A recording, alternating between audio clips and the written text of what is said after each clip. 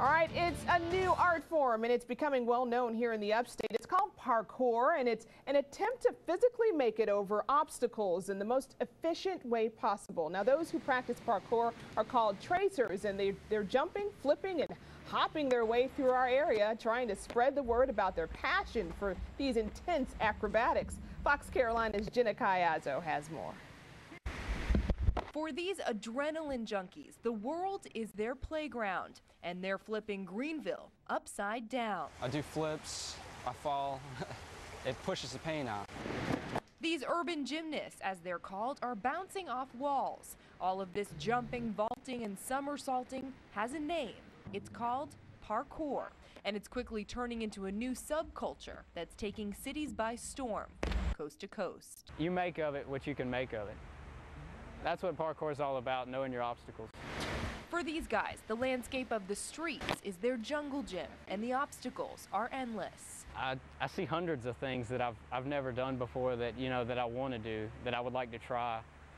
Some days I'm not up to it, and if you ever have to question yourself, that means you're not ready for it. Over the past few years, skilled gymnasts like Jones have taken risks, trying to conquer the true meaning of parkour, which is to make it from point A to point B as fluidly as possible.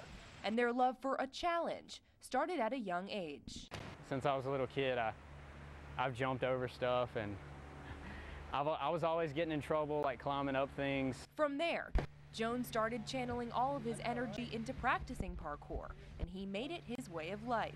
Jones isn't alone. More than 30 people in the city of Greenville practice parkour daily and say it's their form of expression and a way to keep them on the straight and narrow.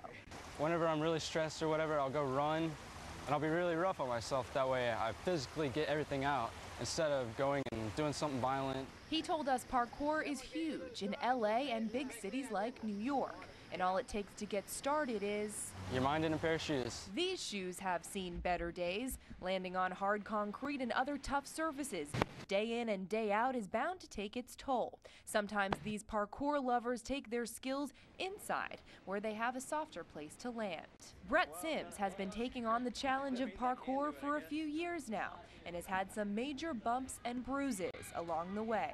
My hands have kind of gotten tough over the years just from grabbing on concrete. That's why he started an indoor parkour class right here in Greenville. He recruited a good group of parkour addicts and encouraged them to take on major challenges at the gym, where they're less likely to get hurt. But when these guys take to the streets, they're often using public spaces to exercise their habit, and they run into some roadblocks and certain rules and regulations as to where they can practice. And we're not here to destroy your rails and stuff like that, because we respect it, because we use it as well.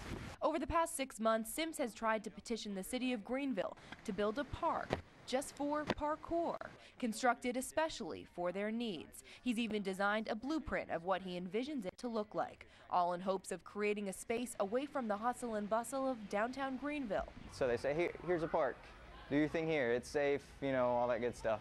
And I just want to apply the same idea, obviously, to parkour.